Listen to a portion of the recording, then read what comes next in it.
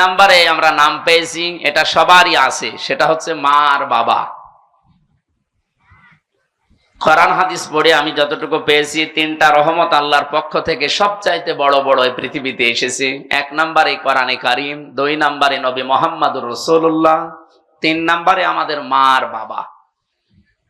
তার ভেতরে আমরা কোরআনে কারিম শোনার জন্য এসেছি। ১৫০০ বছর চলছে। এ পৃথিবী প্রমাণ অলরেডি করে দিয়েছে যে কোরআনের ভেতরে সন্দেহ তো নেই, সন্দেহের লেশ পর্যন্ত নেই। K1 সুপার কম্পিউটার, আপনারা যারা শিক্ষিত মানুষ, যারা নাড়াচাড়া করেন, এগুলো জানেন। আমেরিকার নিউ ইয়র্ক সিটিতে একবার ৪৫০০ ধর্মীয় গ্রন্থ এক জায়গায় করেছিল। একটা একটা করে কম্পিউটারের ভেতরে দেয় পৃষ্ঠাগুলো, ভেতর থেকে লেখা আসে যে এগুলো সঠিক কিনা। আমি আজকে আসার সময় এই তথ্যটা পেলাম। ভালো করে একটু খেয়াল করে দেখেন তো, যা শুনতে আসলেন কত অথেন্টিক এই কিতাবটা। ওখানে প্রত্যেকটি ধর্মীয় গ্রন্থের ব্যাপারে কথা এসেছে যে এর ভেতরে এই জায়গায় সমস্যা আছে, পৃষ্ঠা নাম ধরে ধরে। কোরআনে কারিম একটা, দুইটা, তিনটা করে ৬৬৬৬ বলেন আর ৬২৩৬ বলেন। এই আয়াতগুলো যখন একটা একটা করে দিয়েছে, সর্বশেষ লেখা উঠেছে যে এর ভেতরে কোনো ভুল নেই এবং এইরকম কিতাব পৃথিবীতে মানানো সম্ভব। এখন যারা এতদিন পর্যন্ত পৃথিবীতে শুনেছে যে কোরআনের মতো কোরআন নাকি বানানো সম্ভব না, তারা কিন্তু এবার আশা জেগেছে। না, এতদিন শুনলাম কি মুসলমানদের কাছে, আর এখন দেখছি কি এটা তো বানানো সম্ভব, কিন্তু সময় লাগবে কতদিন? ৬৩,০০০ অক্টেলিয়ন বছর লাগবে। আপনি বোঝেন এই শব্দ কি বললাম? আমরা যারা এখানে গণিত, অঙ্ক যাই বলেন, এ বিষয়ে যে সমস্ত মানুষ লেখাপড়া করে, হিসাব নিকাশে জিজ্ঞাসা করে যে অক্টেলিয়ন কাকে বলে, প্রথমে হয় এ বিষয়টা আমরা দেখেছি একক হয়, এরপরে দশক হয়, এরপরে শতক, সহস্র, অযুত, লক্ষ, নিযুত, কোটি, million, billion, trillion, zillion, pillion, এরপরে অক্টেলিয়ন। আপনি হিসাব করে দেখেন তো, এত বছর যদি আপনি বাঁচেন, পুরাটা জীবন এর পেছনে দেওয়া লাগবে, তারপরে এরকম একটা কিতাব আপনি বানাতে পারবেন। এখন যদি মনে করেন না, পুরাটা জীবন আমি দিলাম, এরপরে আমার ছেলে দেবে, এরপরে আমার নাতি ছেলে দেবে, এইভাবে না, হবে না। কম্পিউটারে এটাই লেখা এসেছে যে আপনার জীবনে এরকম হায়াত পাওয়া লাগবে এবং পুরাটা জীবন যদি এর পেছনে ব্যয় করতে পারেন, আপনি বানাতে পারবেন। আদম নবী থেকে শুরু করে আজকের দিন পর্যন্ত ৬৩,০০০ অক্টেলিয়ন বছর কারো জীবনের হায়াত আছে? কিয়ামত পর্যন্ত কেউ পাবে এরকম হায়াত? দিন যত যাচ্ছে হায়াত আরো কমতেছে। আগে আদম নবী বেঁচে ছিল ১০০০ বছর, তার সন্তানেরা বেঁচে ছিল এরকম ৭০০ বছর, ৫০০ বছর, আর আমরা মাত্র ৬০-৭০ বছর। তারপরও এখন গ্যারান্টি নেই। গ্যারান্টি আছে আমাদের? তো এই জন্য এটা আর সম্ভব না। যা শুনতে এসেছেন এমন একটা কিতাব, বিশ্ব নবীকে আল্লাহ সতর্কবাণী দিয়েছেন, মানে কত বড় অথেন্টিক সেই কথা বোঝাতে আমি বলছি। সূরা হাক্কাত ৪৪ নম্বর আয়াত। রব্বুল আলামিন বলেন, ওয়ালাউ তাকাওয়ালা আলাইনা বা'দাল আকাবিল লা আখাযনা মিনহু বিল ইয়ামিন সুম্মা লাকাতানা মিনহুল ওয়াতিন।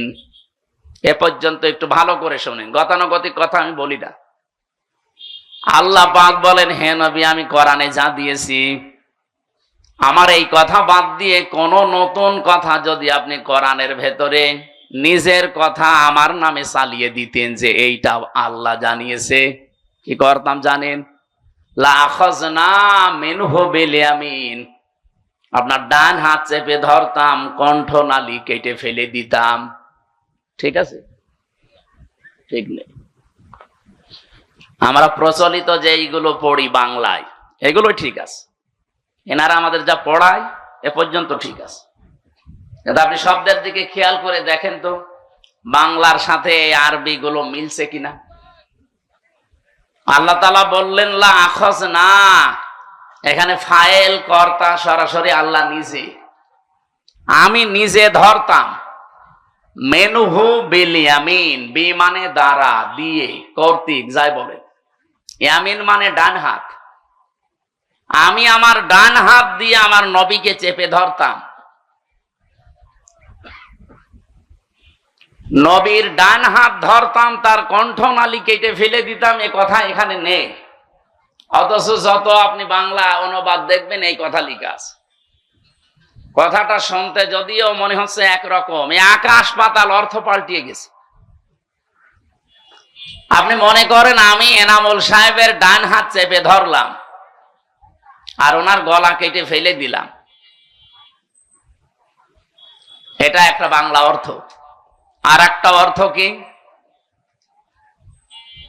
আল্লাহ তাআলা এখানে যেটা জানাতে চেয়েছেন, এত শক্ত কথা এটা কোরআনের ব্যাপারে, লা আখাযনা মিনহু বিল ইয়ামিন, আমি নিজে নবীর ডান হাত না, আমার ডান হাত দিয়ে, আল্লাহ তাআলা বলেন আমার ডান হাত দিয়ে আমি নবীকে চেপে ধরতাম। আমার প্রশ্ন, নবীকে আল্লাহ চেপে ধরার কথা বললেন, ডান হাতের কথা দিলেন, মিনহু বিশ শিমাল দিলেন না কেন, যে আমি বাম হাত দিয়ে ধরতাম? আল্লাহর কি বাম হাতের শক্তি নেই? কি আপনাদের যা আওয়াজ মনে হচ্ছে উনি দুর্বল হয়ে গেছে। আল্লাহর বাম হাতে শক্তি আছে না? কেমন শক্তি আছে? আমরা ডান হাত বাম হাত বললে যেটা বুঝি সচরাচর, আমাদের জ্ঞান যা আছে চর্ম চোখ দিয়ে আমরা যেটা দেখি, যে আমাদের ডান হাতে অন্তত তুলনামূলক শক্তি বেশি বাম হাতের চাইতে। কথা বলেন কিনা বলেন? আমরা যে উদাহরণ দিলে বুঝি ভালো, আপনি দেখবেন কোরআনে আল্লাহ ওই রকম উদাহরণই দিয়েছেন। আমাদের জীবন সম্পর্কে আল্লাহ উদাহরণ দিতে গিয়ে সময়ের উদাহরণ দিয়েছেন, কারণ আমাদের জীবনটার সমষ্টি সময়। সময় না থাকলে হামজা আছে, আরো জোরে বলে, এখান থেকে 100 বছর পরে এই জায়গায় আমরা এখানে আর কেউ থাকবো না, নতুন মানুষ এসে এই জায়গাটা চাষ করবে। আর আমরা যারা আছি 100 বছরের ভেতরে সব মাটির নিচে ভরাট হয়ে যাব। 100 বছর পরে যদি আমি এখানে এসে বলি যে কুষ্টিয়ার 6 রাস্তার মোড়ে এই বাড়ি আমার, ওই সময় যারা ওখানে বসবাস করবে ও বাড়ি আমারে ঢুকতে দেবে? আমি যদি বলি আমার বাবার নাম রিয়াজউদ্দিন, আমার দাদার নাম জাহান আলী, এই বাড়ি তারা বানিয়েছিল, আমি এখানে ছিলাম অন্তত 50-60 বছর, ওরা আমারে বলবে কিসের রিয়াজউদ্দিন, কিসের জাহান আলী? আমার নাম শুনলে তো বলবে আপনারই চিনি না। এজন্য আমার জীবনের সবচাইতে গুরুত্বপূর্ণ যে সম্পদ, তার নাম কি বলেন তো? আরো জোরে বলেন।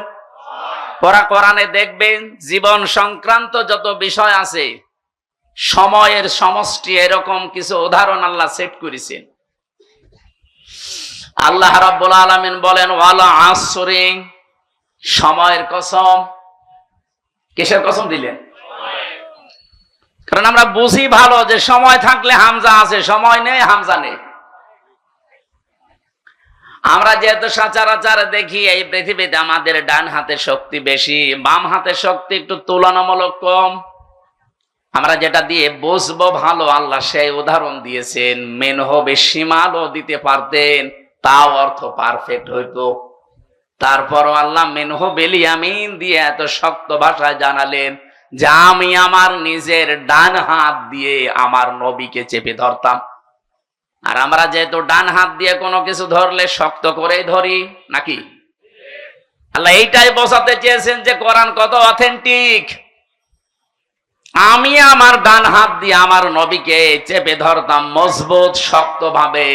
এতটুকু শেষ করলাম না, সুম্মা লাকাতানা মিনহুল ওয়াতিন, এমনকি তার কণ্ঠনালীও কেটে ফেলে দিতাম যেন আর কথাই বলতে না পারে।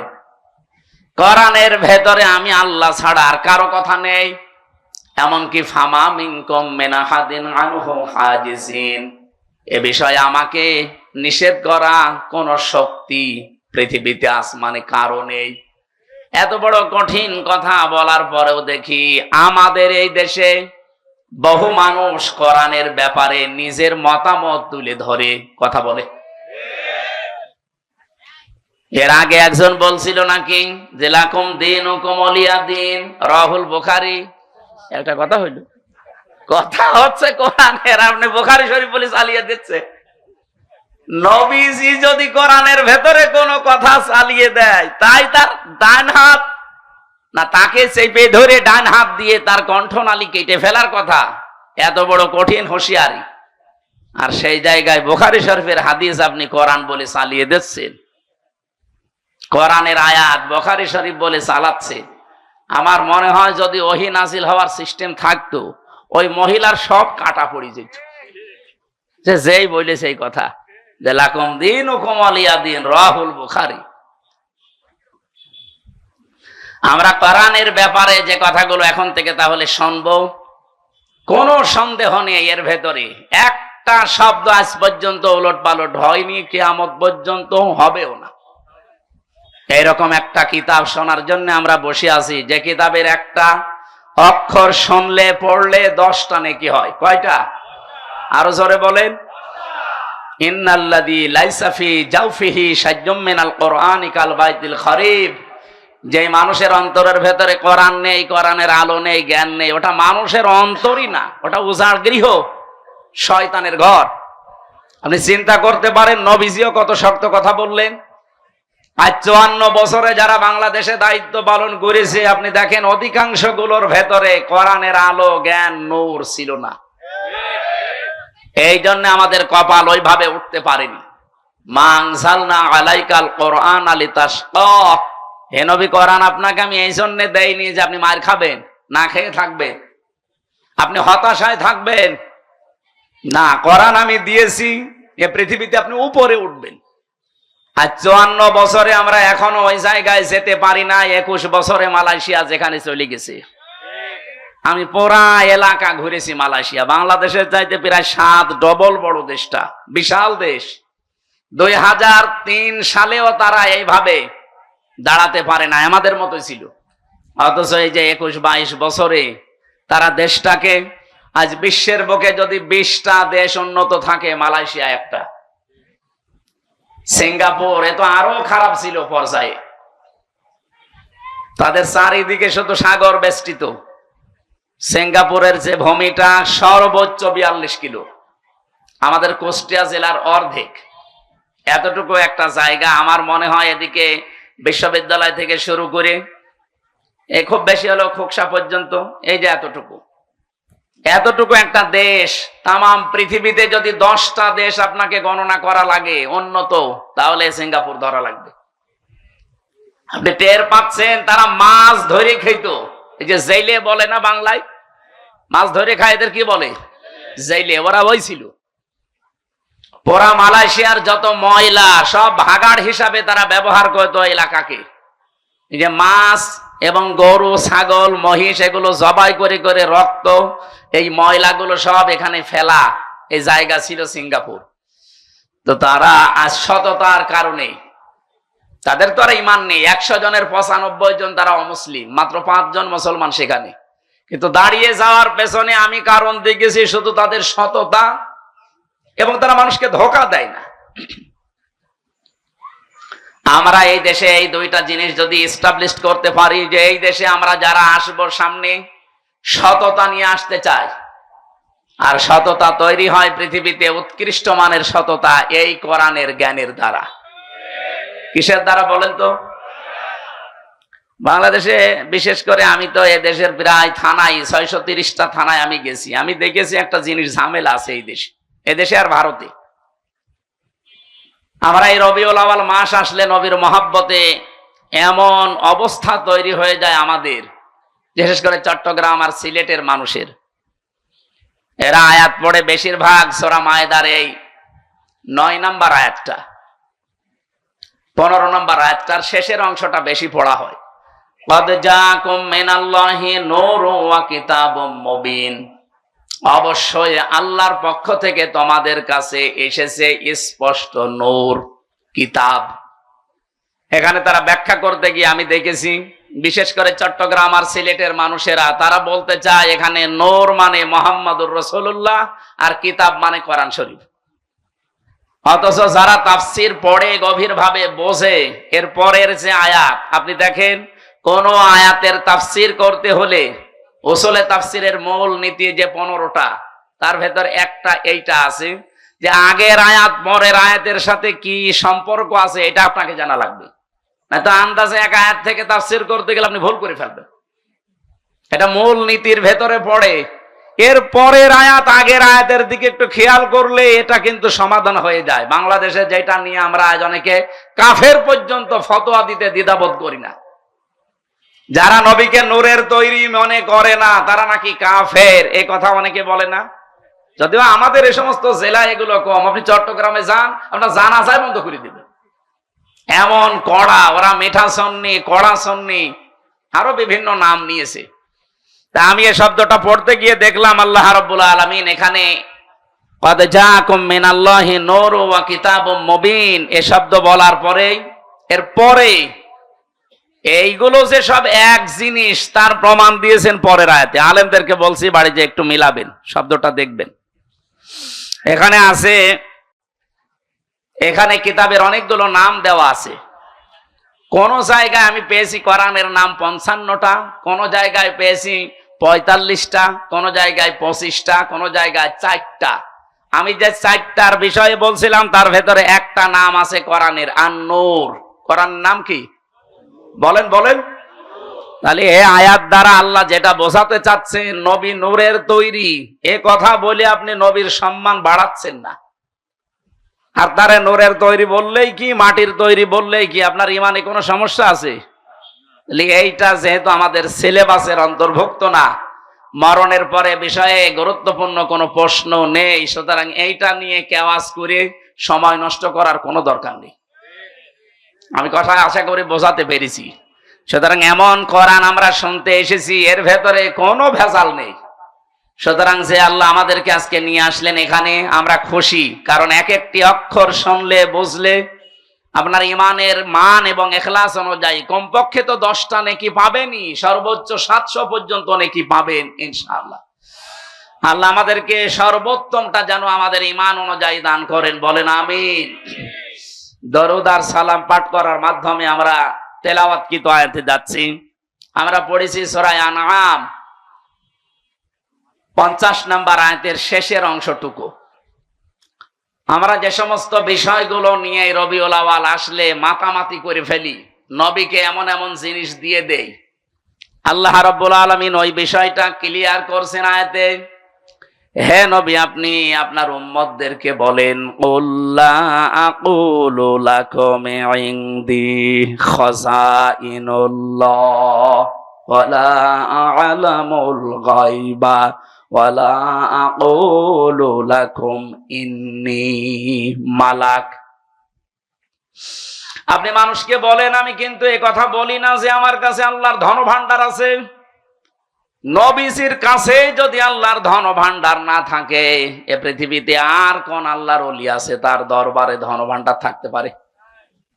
আজকে আমি দিনের বেলা রাজবাড়ি ছিলাম, গলন্দ ঘাটের পাশে, ওর পাশেই তো আল্লাহর ওলির দরবার। ধন ভান্ডার নিয়ে বসে আছে খাজা, কেউ ফেরে না খালি হাতে। নবীজিকে আল্লাহ পরিষ্কার ভাষায় জানিয়েছেন, নবী আপনি বলেন আমার কাছে আল্লাহর ধন ভান্ডার আছে, আমি এই কথা বলি না। বলেন তো আল্লাহর পরে যার স্থান, তার কাছে যদি এটা না থাকে, কোন মহামানবের কাছে থাকতে পারে? সুতরাং এটা যে পুরাটা বানোয়াট, মিথ্যা, ধোঁকাবাজি, প্রতারণা, এটা আপনাকে বিশ্বাস করা লাগবে। আমি নিচে নামতে পারলাম না আপনাদের কারণে। 2 নম্বরে ওয়ালা আ'লামুল গায়বা, আমি এ কথা বলি না যে আমি গায়েব জানি। গায়েব জানা এ বিষয়টা শুধুমাত্র এখতিয়ার কার? আল্লাহ যতটুকু জানিয়েছে অতটুকু ছাড়া অদৃশ্যের খবর কেউ জানে না। কত ভণ্ড আজকে বাংলাদেশে, বিশেষ করে সাংস্কৃতিক রাজধানী কুষ্টিয়ায় আছে। ওরা কত কিছু দেখে বলে দেয় যে এই আছে। কুষ্টিয়ার স্টেশনে যান, কোর্ট স্টেশনে আল্লাহর ওলি বসে আছে, ও হাত দেখেই বলে ফেলে যে আপনার 3 বউ হবে। আমি বিশ্ববিদ্যালয়ে প্রথমে যখন এসেছিলাম, ওই সময় তো কুষ্টিয়ায় আমি নতুন, আমি ছোটবেলা থেকে চুয়াডাঙ্গা, বরিশাল এই সমস্ত জেলায়। 10 সালে আমার কুষ্টিয়ায় প্রবেশ করা। ওই সময় একজন স্টেশনে বসতো, হাত দেখে মানুষের ভাগ্য বলে দিত। আমি ওই সময় একবার দেখিয়েছিলাম, আমি তো ছাত্র, আমার এই যে মাঝখানে 3টা দাগ দেখে বলছে আপনার 3 বউ হবে। এই যে ইনার নাতি আমার ঘরে। যাক, ওই সময় তারও 1 বছর পরে আমার বিয়ে হয়েছে। সেই একটাই তো আছে, আমার তো এখনো এই ভাগ্যের রেখার সাথে মেলে না। মেলবে কিনা আমি জানি না, মেলার দরকার নেই। সুতরাং এই হাত দেখে যারা উল্টাপাল্টা কথা এগুলো বলে, ওদের ভাগ্যের পরিবর্তন ওরা করে নিতে পারে না। বিশ্বাস করেন এগুলো সব ধোঁকা। এই যে পাথর দিয়ে যারা ব্যবসা করে, লিটন দেওয়ান চিশতি ঢাকার প্রান্ত পথে প্রায় 5 লাখ টাকা ভাড়া ওই ঘরটা, আর ও পাথরের ব্যবসা করে ওই দোকান ভাড়া দেয়, রাজার হালে চলে। এত দলিল দেওয়ার পরেও দেশের মানুষ এখনো পর্যন্ত সচেতন হয় না। আমি এই যে 8-9 দিন আগে এসেছি কাবা শরীফ থেকে। কাবায় যে পাথরটা, এটা জান্নাতের পাথর, কিন্তু এই পাথরের কোনো ক্ষমতা নেই। যারা বলে যে এখানে চুমা দিলে গোনা সব শুষে নেয়, আমি অথেন্টিক হাদিস পাইনি। যারা পেয়েছেন একটু দেখাবেন তো। না পেয়েছেন আপনি? গোনা শুষে নেয় এরকম কথা তো আমি পেলাম না। কোথায় পেয়েছে আল্লাহ জানে। হযরত ওমর মাঝে মাঝেই পাথরের দিকে তাকিয়ে একটা ছড়ি বা লাঠি নিয়ে বলতেন, পাথর, আমি শুধু দেখেছিলাম যে নবীজি তোমাকে চুমা দিয়েছে, এই কারণে তোমারে চুমা দেই। তুমি আমার ভালো করতে পারো না, মন্দও করতে পারো না। আমি যদি দেখতাম যে নবীজি তোমাকে চুমা দেয়নি, আমি জীবনে তোমারে চুমা দিতাম না, এবং কি এই কাবা ঘরের সাথে থাকতেও দিতাম না। লাঠি দিয়ে পিটিয়ে টুকরা টুকরা করে ফেলতাম। আপনি চিন্তা করেছেন কোন পাথরকে কথা বলছে? খলিফা হযরত ওমর। আর আমরা লিটন দেওয়ান চিশতির পাথর নিয়ে পাগল হয়ে আছি। সুতরাং এই যে 50,000, 1 লাখ, 2 লাখ, 5 লাখ টাকা দিয়ে পাথর কিনে বিভিন্ন রোগ শোক থেকে মুক্ত হওয়ার জন্য যারা আন্দাজে ধারণায় আছেন, এগুলো সব বানোয়াট, ধোঁকাবাজি। পাথরের কোনো ক্ষমতা আছে? বলেন বলেন। আমার মনে হয়, যদিও এটা বলা ঠিক হচ্ছে কিনা জানি না, অনেকের গায়ে লাগতে পারে, এই যে তাবিজ ঝুলিয়ে রাখেন বিভিন্ন, অধিকাংশ আলেমের মতে তাবিজ ঝোলানো পর্যন্ত এটা শিরিকের পর্যায়। আমার মনে হয় এটা যাদের হাতে আছে, এই যে মাজায় আছে, বিভিন্ন জায়গায় টাঙিয়ে রেখেছেন, গলা সহ এখনই খুলে ফেলে দেন। পরা কোরআনে 13 জায়গায় আল্লাহ এরকম আয়াত দিয়েছেন, আলাইসাল্লাহু বিকাফিন আবদা, আমি কি আমার বান্দার জন্য যথেষ্ট না যে ও তাবিজ নেওয়া লাগবে? ওমা কুন্না আনিল খালকি গাফিলিন, আমি আমার কোন সৃষ্টি সম্পর্কে গাফেল না যে তোমার তাবিজ নিয়ে আমার কাছে আসা লাগবে। আকালা রাব্বুকুম উদউনি আস্তাজিব লাকুম, আমাকে ডাকো, আমি আল্লাহ ডাকের সাড়া দিয়ে দেব। ওয়া ইযা সালাকা ইবাদি আন্নি ফাইন্নি করিব, আমার সম্পর্কে জিজ্ঞাসা করলে বলবা আমি শাহরগের চাইতেও নিকটে। নাহানু আকরাবু ইলাইহি মিন হাবলিল ওয়ারিদ। ওরা কোরআনে আমি এরকম 13 জায়গায় একই আয়াত পেয়েছি। আল্লাহ পাক এবং বান্দার মাঝখানে কোনো দালাল, কোনো মাধ্যম, মিডিয়া কিচ্ছু লাগবে না।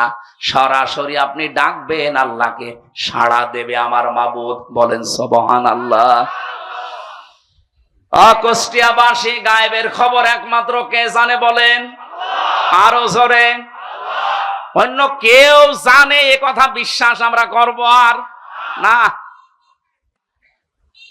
কত মানুষ এখন বের হচ্ছে, আশার বাণী দিয়ে তাদেরকে ফোলাচ্ছে হাওয়া দিয়ে, যে তোর কোনো চিন্তা নেই, তুই সামনে চলে এসেছিস। আপনি জানলেন কি করে? 1 ঘন্টা পরে কি হবে সে খবরও আপনার কাছে নেই, অথচ ফেব্রুয়ারির 12 তারিখে কি হবে ও বলে ফেলছে। 1 ঘন্টা পরে কি হবে বলতে পারে না। ফেব্রুয়ারির 12 তারিখে কি হবে ও অলরেডি চোখ বন্ধ করে সব বলে দিয়েছে। আর ওরা এই কথা শুনে আবেগে লাফাচ্ছে যে না, এত বড় বুজুর্গ যখন বলেছে হলেও হতে পারে। আল্লাহ কড়া ভাষায় দিয়েছেন, সাবধান। আপনি বলেন যে ওয়ালা আলামুল গায়বা, আমি গায়েবের কিচ্ছু জানি না। তাফসিরে ফি জিলালিল কোরআনে সাইয়্যিদ কুতুব রাহমাতুল্লাহ আলাইহি লিখেছেন, ওয়ালা আলামুল গায়বা দিয়ে আল্লাহ রাব্বুল আলামিন নবীকে এই কথা বলতে বলেন যে আপনি বলেন আমি গায়েবের কিঞ্চিত জানি না। আল্লাহ যদি কিছু জানায় সেটা ভিন্ন কথা। 3 নম্বরে ওয়ালা আকুলু লাকুম ইন্নী মালাক, আমি এই কথা বলি না যে আমি ফেরেশতা। এই কথাগুলো নবীর শানে, যেহেতু এ মাস আসলে বিভিন্ন মানুষ আবেগে আন্দাজে চালিয়ে দিতে পারে, আরো বিভিন্ন জিনিস চালিয়ে দেয়। আল্লাহ পাক এগুলো আমাদেরকে জানিয়ে এই কথায় প্রমাণ করতে চেয়েছেন, নবী আপনি বলেন হ্যাঁ আমি তোমাদেরকে কি শোনাই তোমরা জানো, ইন আত্তাবিউ ইল্লা মা ইউহা ইলাইয়া, আমি শুধুমাত্র অনুসরণ করি যতটুকু আল্লাহ আমাকে ওহী করে জানায় অতটুকু। কুল হাল ইস্তাবিল আ'মা ওয়াল বাসীর, বলেন যারা চক্ষুষ্মান এবং যারা অন্ধ, যারা ভালো এবং মন্দ পথে আছে তারা কি দুইজনের সমান?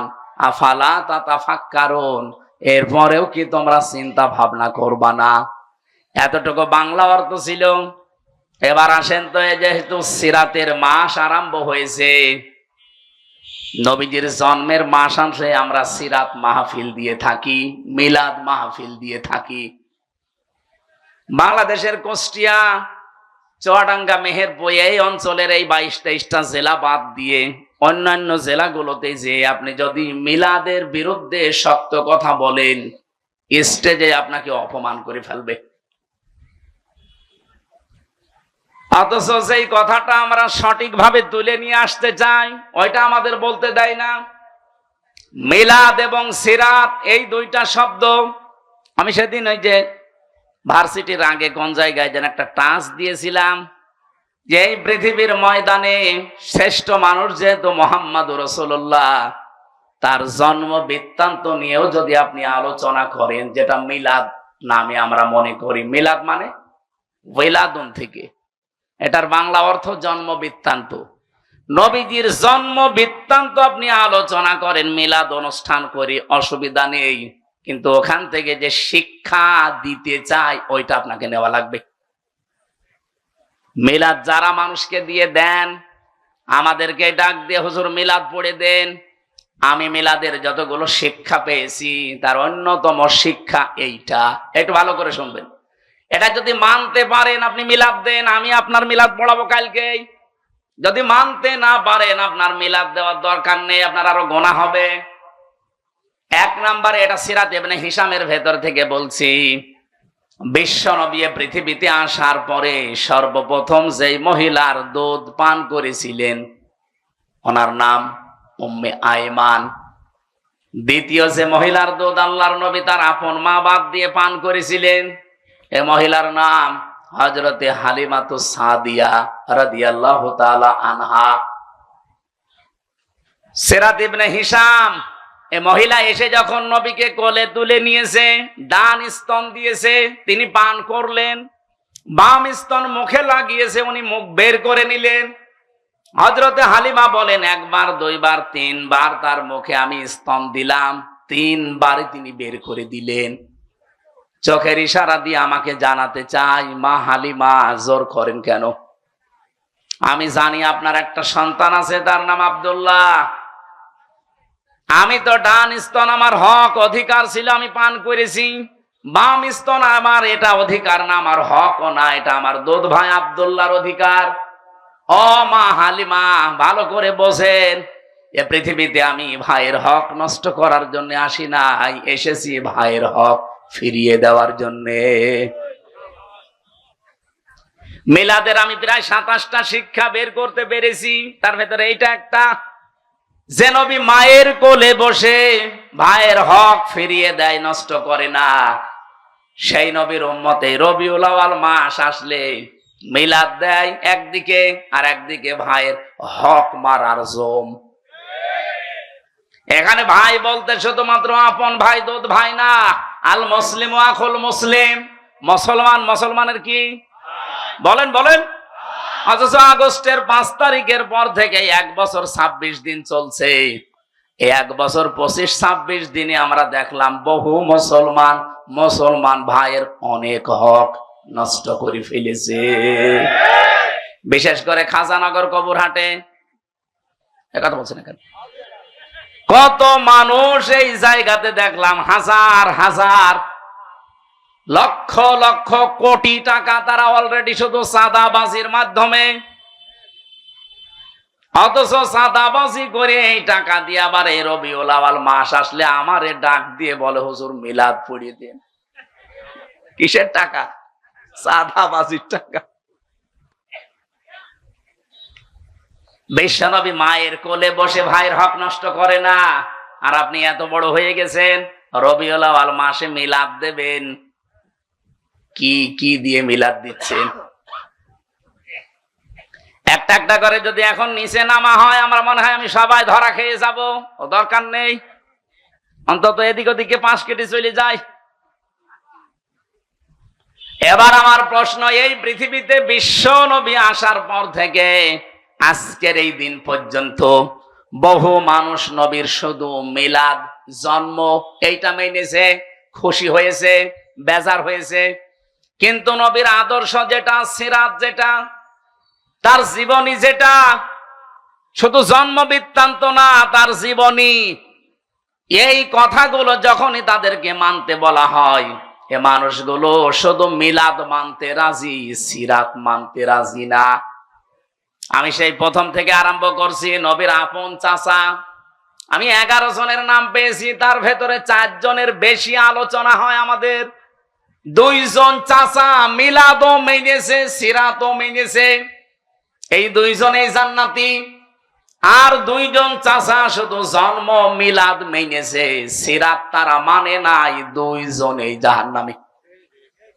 একজন আবু তালেব আর একজন আবু লাহাব, এ 2 জনই আপন চাচা। আপনি তাদের পুরা জীবনী পড়ে দেখেন। আমি তো আবু লাহাবের পুরা জীবন পড়েছি, আবু তালেবেরও জীবন পড়েছি। ওরা নবীর মিলাদে, জন্মে এত খুশি ছিল, নিজের কাজের মেয়ে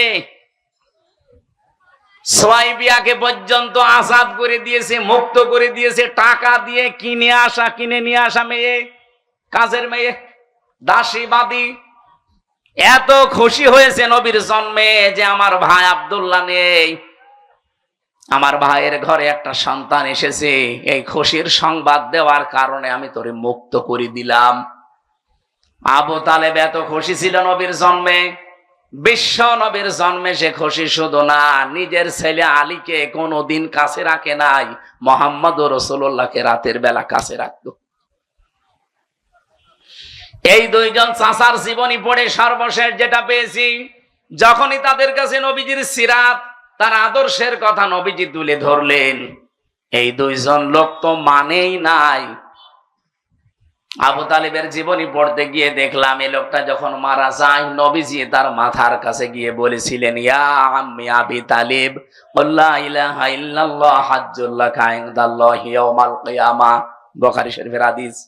চাচা আপনার জোরে বলা লাগবে না, শুধু আস্তে করে আমার কানের কাছে মুখ নিয়ে আল্লাহর একত্ববাদের স্বীকৃতিটা দেন, রিসালাতের স্বীকৃতি আপনার দেওয়া লাগবে না। শুধু বলেন লা ইলাহা ইল্লাল্লাহ মুহাম্মাদুর রাসূলুল্লাহ বলার দরকার নেই, এটা আমি নিজে জানি। শুধু আপনি আল্লাহরটা দেন। আমি আপনাকে গ্যারান্টি দিচ্ছি, এই মুহূর্তে কিয়ামতের দিন আল্লাহর সামনে আপনার ব্যাপারে আমি ঝগড়া করি জান্নাতে নিয়ে যাব। পাশে দাঁড়িয়েছিল আবু জেহেল, আবু সুফিয়ান। ডাক দিয়ে বলে, নেতা পড়বা, সারা জীবন বাপ দাদার ধর্ম মানলে এখন নতুন ধর্ম অনুসরণ করে কলঙ্কিত হবা। মানুষ তোমাকে কাপুরুষ বলবে, ভীরু বলবে, সারা পৃথিবীতে একটা বদনাম হয়ে যাবে তোমার। ও আর পড়ে নাই। ডাক দিয়ে বলে, মোহাম্মদ ভাতিজা আমার, তোমাকে আমি ভালোবাসি, তোমার সেই জন্মের দিন থেকে আজকের এ পর্যন্ত আমি তোমার পেছনে আছি, কিন্তু তোমার এই আদর্শটা আমি মানতে পারলাম না। তোমার নিয়ে আসা এই আদর্শ মেনে নিলে আমি মারা যাব, এখন মানুষ আমার বদনাম বের করবে, তুমি আমারে মাফ করে দিও। বলেন তো মাফ করার মালিক কি নবীজি না আল্লাহ? সঙ্গে সঙ্গে কোরআনের আয়াত নাযিল হয়েছে, ইন্নাকা লা তাহদি মান আহবাবতা ওয়ালাকিন্নাল্লাহা ইয়াহদি মাইয়াশা। হে নবী, আপনি যাকে ভালোবাসেন তাকে হেদায়েত দিতে পারেন না, বরং আমি আল্লাহ যাকে চাই তাকে হেদায়েত দান করি। আর আপনার চাইতে আমি অনেক বেশি ভালো জানি। আ'লামু ইসমে তাফসিল, এটা সুপারলেটিভ ডিগ্রি। আপনার চাইতে আমি অনেক বেশি ভালো জানি যে হেদায়েতটা পাবে কে।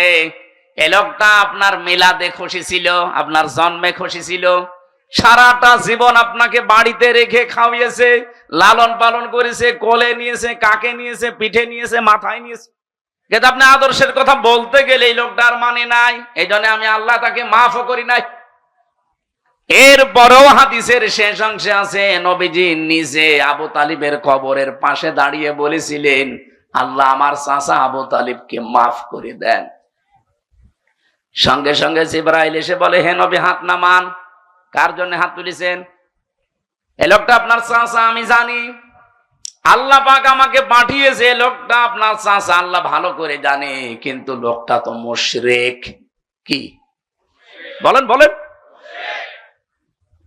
সূরা তাওবার 113 নম্বর আয়াত নাযিল হয় ওই সময়, মা কানা লিন-নাবিয়্যি ওয়াল্লাযীনা আমানু আইয়াস্তাগফিরু লিল মুশরিকিন ওয়ালাউ কানু লি কুরবা ইলা আখির আয়াত।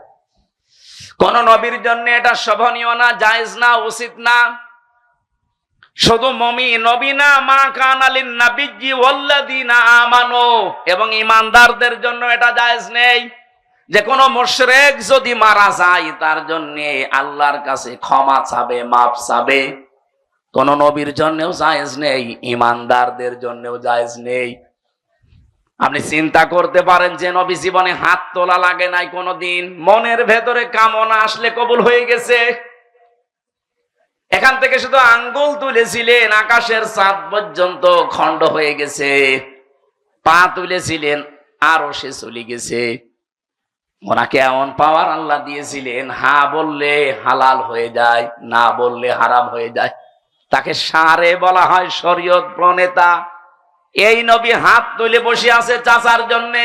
আল্লাহ হাত শুধু ফেরত দেয়নি, ফতোয়া জারি করে দিলেন যে শুধু আপনার জন্য না, কোন ঈমানদারদের জন্য এটা জায়েজ নেই। কোন মুশরিকের জন্য ক্ষমা চাবি আমি আল্লাহর কাছে, কারণ আমি এত রেগে থাকি মুশরিকদের প্রতি।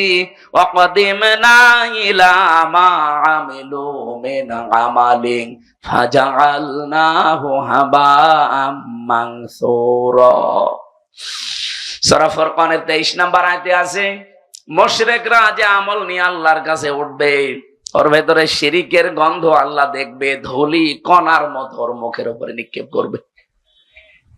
প্রশ্ন আসতে পারে, মুশরিকদের প্রতি এত রাগ কেন আল্লাহর? এদিকে তাকান, এই ছেলে, এই বসেন বসেন, একটু একটু একটু পরে যাবেন। খুব বেশি সমস্যা হলে যান, নাই তো একেবারে আপনি পরিবেশ নষ্ট করেন না ভাই। এই এদিকে তাকান ভাই। মুশরিকদের প্রতি আল্লাহর এত বেশি রাগ হওয়ার কারণ কি? কোরআন শরীফ পড়তে গিয়ে যত গুনার কথা পেয়েছি, সব গুনাহ আল্লাহ মাফ করে দিলেও দিতে পারে, শিরিকের গুনাহ আল্লাহ মাফ করে না, এ কথা নেই? এত কঠিন কেন? জগতি জেসুয়াবাসী, এই মুহূর্তে যদি রাত 11টা বাজে, এখন বাড়িতে যেয়ে দেখেন আপনার স্ত্রীর কাছে পাশের বাড়ির একজন শুয়ে আছে, কিছু করেনি, শুধু শুয়ে আছে, আপনার ভালো লাগবে? শুধু ভালো লাগবে তা না, খারাপ লাগবে তা না। হাতের কাছে যা আছে আমার মনে হয় 2 ভাগ করে ফেলবেন। আপনি কি করেন স্ত্রীর জন্য এমন? 22 বছর 25 বছর একটা মেয়েকে বিয়ে করে তাকে আপনি শুধু ভরণ পোষণ দিয়েছেন, এই তার জীবন দেননি, তাকে সুস্থ থাকার জন্য যা লাগে আপনি তাও দেননি। এগুলো সব দেয় কে? ওই বীর্য থেকে এ পর্যন্ত বানিয়েছে, পুরাটা দায়িত্ব আমার আল্লাহর। আপনি তো 22 বছরে 25 বছরে বানানোটা পেয়েছেন। আপনি 22 বছরের পরে পেয়েই যদি আপনার এত অধিকার হয় স্ত্রীর উপরে কিছু জিনিস দেওয়ার মাধ্যমে, সেই বীর্য থেকে শুরু করে আমির হামজা পর্যন্ত যিনি বানিয়েছে, আমার বাবা মা শুধু বিছানায় ছিল এতটুকুই শেষ, বাকি আমার উপরে পরিপূর্ণ দায়িত্ব কার? সে আল্লাহ যদি দেখে যে তার সাথে তার বান্দা অন্য কাউকে দাঁড় করিয়েছে, আল্লাহর কসম ওই স্বামীর মতো আল্লাহ রেগে থাকে। আপনাকে 2 ভাগ করেন আপনার কপাল। এবার আসেন শিরিক যত প্রকার হচ্ছে পৃথিবীতে, আল্লাহ এত রেগে থাকেন মুশরিকদের উপরে যে নবীকে বললেন দোয়া করা জায়েজ নেই, ওয়ালাউ কানু উলি কুরবা, যদিও নিকট আত্মীয় হয়। ঈমানদারদেরকে আল্লাহ ঘোষণা দিয়েছেন আল্লাযীনা আমানু, ঈমানদারের জন্য জায়েজ নেই। অথচ আমরা বাংলাদেশে দেখি টাটকা মুশরিক মরে যায়। আরে মাওলানা তারেকুর রহমান, আমির হামজা এদেরকে নিয়ে 10টা গরু জবাই করে আমরা জান্নাতে দিয়ে দেই, মনে হচ্ছে কন্ট্রাক্টরই নিয়েছি। জান্নাত আমাদের বানানো নাকি? এগুলো সব ধোঁকাবাজি প্রতারণা ছাড়া কিচ্ছু না। আপনি শিরিক থেকে আগে বাঁচেন। এবার বলেন আমি তো এরকম শিরিক করি না, কে বলেছে আপনাকে? আমরা পদে পদে শিরিকে আছি। এর 1টা 2টা করে কয়েকটা প্রমাণ আমি পেয়েছি। 1 নম্বরে আপনি বুঝবেন আপনি শিরিক করছেন প্রকাশ্যে অথবা গোপনে, ওই সময় কাবুর আলাল মুশরিকিনা মা তাদউহুম ইলাইহি। হে নবী, আপনি জমিনে দিন কায়েমের কথা বলছেন, মত পার্থক্য করতে আপনি নিষেধ করছেন এ বিষয়ে, কিন্তু আপনার এই ঘোষণা শোনার পরে সবচাইতে বেশি খারাপ লাগবে, কষ্ট লাগবে, মন খারাপ হবে তাদের যারা মুশরিক। সুতরাং বাংলা কায়েমের কথা বলি, আল্লাহর এই জমিন বানিয়েছেন তিনি, হুকুমও চলবে তার। এই কথা বললে রাজনীতির মনে করে বিভিন্ন রকমের দোষ আমাদের উপরে চাপিয়ে যারা আসতে চান না, আপনি বিশ্বাস করতে পারেন আপনার দ্বারা কোন শিরিক হচ্ছে। আপনি অলরেডি মুশরিক হয়ে গেছেন, তাছাড়া তো আপনার কাছে খারাপ লাগার কথা না। এদেশে এখন প্রায় 18 কোটি মানুষ, 7 কোটি 20 লাখের একটা টার্গেট আমি পেয়েছি একটা জরিপে। এই 7 কোটি 20 লক্ষ মানুষ এখন বলছে আমরা এই দেশে রাষ্ট্রীয়ভাবে ইসলাম দিন কায়েম এটা চাই। এই মানুষগুলো আমার মনে হয় এরা প্রকাশ্যে গোপনে শিরিক থেকে অলরেডি মুক্ত। বাকি যারা আছেন, আপনার কাছে যদি দিন কায়েমের কথা বললে, আল্লাহর বিধানের কথাগুলো বললে আপনার মন খারাপ হয়, কষ্ট লাগে, আপনার রাগ হয়, বুঝবেন আপনি যে কোনো ভাবে শিরিকের সাথে জড়িত। কোরআনের সূরা সূরার 13 নম্বর আয়াতের মাঝের অংশে এটা আছে, আপনি বাড়িতে মিলিয়ে দেখেন আপনি আসলে শিরিক করছেন কিনা। 2 নম্বরে যারা শিরিক করেন প্রকাশ্য গোপনে, এই মানুষগুলো ভয় পায় না। এই পৃথিবীতে যেহেতু আল্লাহর বানানো জমিনটা হুকুম চলবে তার ঘোষণা তিনি দিয়েছেন, আলা লাহুল খালকু ওয়াল আমরু। জমিন যার, বিধান চলবে তার। কথা বলেন না কেন? জমিন যেহেতু সবাই আমরা স্বীকার করি এই দেশে যে এ জমিন বানিয়েছে আল্লাহ, এমনকি আবু জেহেলও এটা বিশ্বাস করতো। এটা আমি বানালাম? ওয়ালা ইন সাআলতাহুম মান খালাকাস সামাওয়াতি ওয়াল আরদা লা ইয়াকুলুনাল্লাহ। হে নবী, আপনি আবু জেহেলকেও যদি জিজ্ঞাসা করেন যে আকাশ আর জমিন কে বানিয়েছে, ও গ্যারান্টি দিয়ে বলবে লা ইয়াকুলুনাল্লাহ, লামে তাকিদ নুনে সাকিলা, ও গ্যারান্টি দিয়ে বলবে আল্লাহ বানিয়েছে। তাহলে আবু জেহেল কি ইমানদার ছিল? বলেন বলেন। তাহলে আবু জেহেলের মতো ইমান আমাদের মনে করেন আছে, কিন্তু 2 নম্বরটা সমস্যা, ও নিজে আইন বানিয়ে আল্লাহর আইনের পাশাপাশি লাগিয়ে দিত। এই জমিনেও আমরা দেখছি আল্লাহ একজন আছে, আসমান জমিনের মালিক আল্লাহ, এ ঘোষণা দেয়, কিন্তু আল্লাহর পাঠানো আইনের পাশাপাশি নিজেরা আইন তৈরি করে ব্যক্তি, পরিবার, সমাজ, রাষ্ট্র চালাতে চায়। এইটাও এক প্রকার শিরিক। হ্যাঁ, কথা বলেন। শয়তান আপনাকে জীবনেও কোনোদিন এসে বলবে না যে এই পাথরের মূর্তি এটার পূজা কর, জীবনেও বলবে না। শয়তান অত পাগল না, কারণ শয়তান জানে যে কথা যদি আমি এনামুল হককে বলি ও জীবনেও এই কাজ করবে না। কিন্তু শিরিক যেহেতু করানো লাগবে, এমন একটা বিষয় আপনাকে ঢুকিয়ে দেবে, আপনি ওই রকম পাথরের মূর্তি পূজা করার মতো শিরিক নিয়েই কিয়ামতে উঠবেন। আল্লাহ বানিয়েছে জমিন, আইন চলবে তার, সেখানে আল্লাহর বাইরে কোন আইন যদি কেউ বানিয়ে পাশাপাশি চালাতে চায়, এটাও মূর্তি পূজার মতোই শিরিক। আর এই জমিনে এটা চলছে না? সুতরাং এই দেশে যারা আল্লাহর আইন বাদ দিয়ে মানুষের তৈরি করা আইন কায়েম করতে চান, আপনি আমার মনে হয় আবু জেহেলের মতো ইমানের দাবিদার। এর চাইতে স্পষ্ট বলার কায়দা আর নেই। এরপরও যদি কেউ না বোঝার ভান করে থাকেন, এদিকে আসেন। ঝড়ে কোদাল ছাড়া আপনার আর সম্ভব না।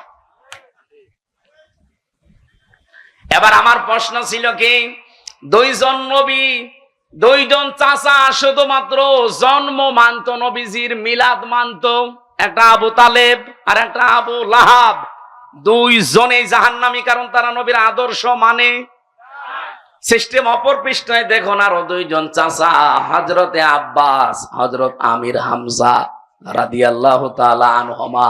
এই দুইজন চাচা শুধুমাত্র জন্ম মানে নাই, আমির হামজার পুরা জীবনী পড়েছি, নবীর জন্মে এমন বেশি খুশি হয়েছিল হযরতে আব্বাসও। কিন্তু নবীর সিরাত মানতে গিয়ে এই দুইজন অগ্রণী ভূমিকা পালন করেছে জীবনের সর্বোচ্চ দিয়ে। আল্লাহ এত বেশি খুশি হয়েছিলেন, তাদের নামে কোরআনের আয়াত নাযিল হয়েছে, রাদিয়াল্লাহু আনহুম ওয়া রাদু আন। আমি আল্লাহ যেমন তাদের উপরে রাজি হয়ে গেছি, তারাও আমার আল্লাহর উপরে রাজি। যালিকা লিমান খাশিয়া রাব্বা। জোরে বলেন সুবহানাল্লাহ। কুষ্টিয়াবাসী অনেক বেশি ভালোবাসি আপনাদেরকে, মন থেকে হৃদয় দিয়ে কথাগুলো বলছি। এই সিরাতের মাসে, এই মিলাদের মাসে, জন্মের মাসে আপনি যদি শুধু জন্ম নিয়ে আনন্দে শেষ করে দেন, তার আদর্শ যদি আপনি না মানতে পারেন, আল্লাহর কসম আপনিও কিন্তু আবু লাহাব, আবু তালেবের মতো হয়ে যাবেন। আমরা মিলাদ মানি, সিরাত মানি, কথা বলেন না কেন? আমরা মিলাদ মানি, সিরাত মানি। এবার আপনি মানবেন কতটুকু সিরাতটা? একটা পর্যায়ে নিয়ে এসেছি আমি, সূরা আলে ইমরানের 31 নম্বর আয়াতে আমরা পেয়েছি। এই মাস আসলেই দেখবেন এই আয়াতটা বেশি পড়া হয়। কুল ইন কুনতুম তুহিব্বুনাল্লাহা ফাত্তাবিউনি ইউহিব্বুকুমুল্লাহ ওয়া ইয়াগফির লাকুম যুনুবাকুম আল্লাহু গফুরুর রহিম। এই একটু ভালো করে শুনবেন, এটা গতানুগতিক ভাবে না, এখান থেকে একটা শিক্ষা নিয়ে যাব আজ। ইবনে কাসির থেকে বলছি এইটা। নবী আপনি বলেন, যদি আল্লাহকে ভালোবাসি, এই কথা বলতে চাও, এই কথা বলতে চাই না আমরা? আল্লাহ তোমাকে ভালোবাসি, এ দাবি আমাদের আছে না নেই?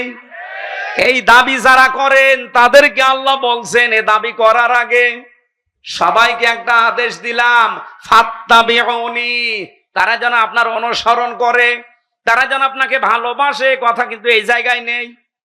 তাহলে আল্লাহ হাব্বন দিতেন, তাবউন দিয়েছেন। তারা আপনাকে যেন অনুসরণ করে, অনুকরণ করে, আপনাকে দেখে দেখে চলে। এইটা যদি তারা করতে পারে, তাদের আমি আল্লাহকে ভালোবাসা লাগবে না, ইউহিব্বুকুমুল্লাহ, আমি নিজেই তাদেরকে ভালোবাসছি, বাসবো। এটা মোজারে, বর্তমান, ভবিষ্যৎ, প্রেজেন্ট, ফিউচার।